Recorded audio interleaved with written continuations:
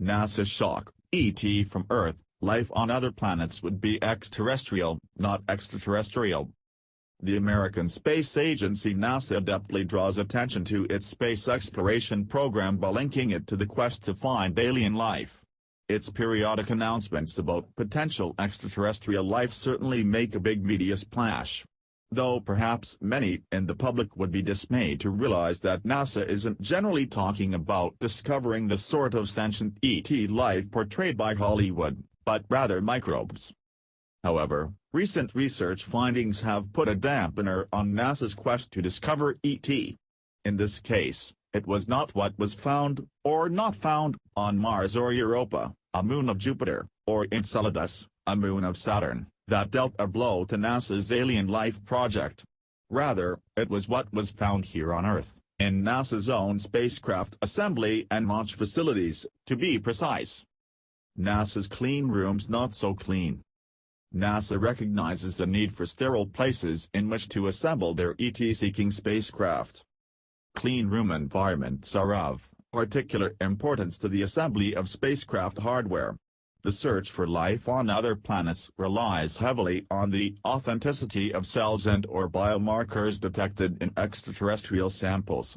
Contamination of these samples with organic matter originating on Earth, forward contamination, would inherently confound the interpretation of any such biosignatures discovered. The overall cleanliness of hardware fabricated for missions to Mars, Europa or Enceladus is of particular concern, as these bodies present the greatest likelihood of sustaining earthly life and affording it the ability to colonize and proliferate and/or complicate subsequent searches for extraterrestrial life forms. Unfortunately for NASA, despite their best efforts to make their clean rooms sterile, several research surveys over the past few years have detected bacteria there. Not just in one of their labs, but across 4 of NASA's clean rooms in distinct geographical locations. The bacteria were able to withstand NASA's strict cleaning protocol, and more. The various types of bacteria found were described as extrematolerant, that is, able to survive extreme conditions. There were bacteria resistant to UVC radiation and hydrogen peroxide exposure.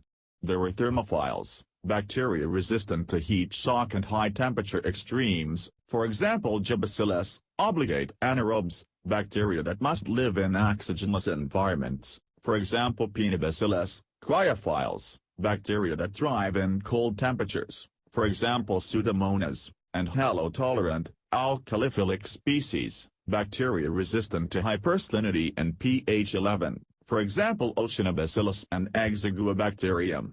There were spore formers and mesophilic heterotrophs as well as non-spore forming microbes, alpha and beta proteobacteria and actinobacteria. Complicated names, maybe, but the simple, sobering message for NASA: lots of bacteria were found. And there was another problem, too. Species unknown to science discovered. Many of the bacteria found in NASA's clean rooms were species that did not belong to any previously described bacterial species and warrant description as novel species.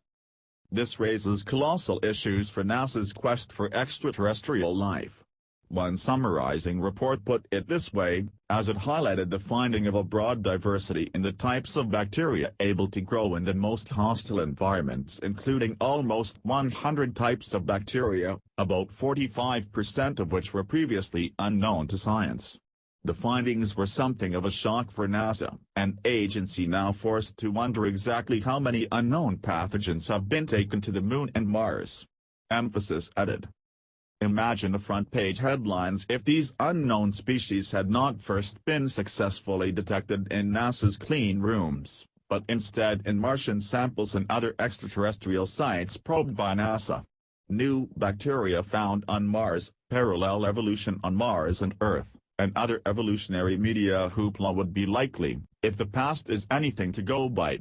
But now, having found that their clean rooms are anything but clean, hopefully NASA scientists will be much more circumspect in their pronouncements if they find biomarkers in extraterrestrial samples.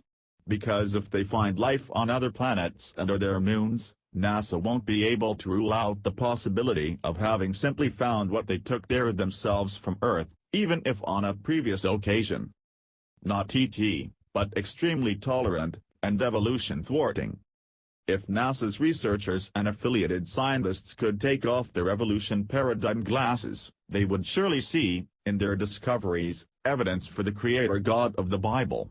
The extremely-tolerant bacteria found in spacecraft hardware assembly facilities thwart evolution by virtue of their having been over-designed, or as design engineers would say, over-engineered. Some of the clean room's bacteria, for example Bacillus pumilase, were resistant to multiple extreme conditions, able to survive even the maximum levels of increased cleaning that NASA frantically submitted their clean rooms to during assembly of the Phoenix spacecraft. 6. Arguably, such conditions do not occur anywhere else on Earth. As the aforementioned report put it, one would think that the one place on Earth where bacteria do not exist is in the NASA clean rooms. Emphasis added. According to the theory of evolution, an organism will develop only the attributes it needs to survive. So where did NASA's extremely-tolerant bacteria evolve their phenomenal capacity to withstand the worst that man, with all his modern know-how and ingenuity, can throw at these maverick microbes?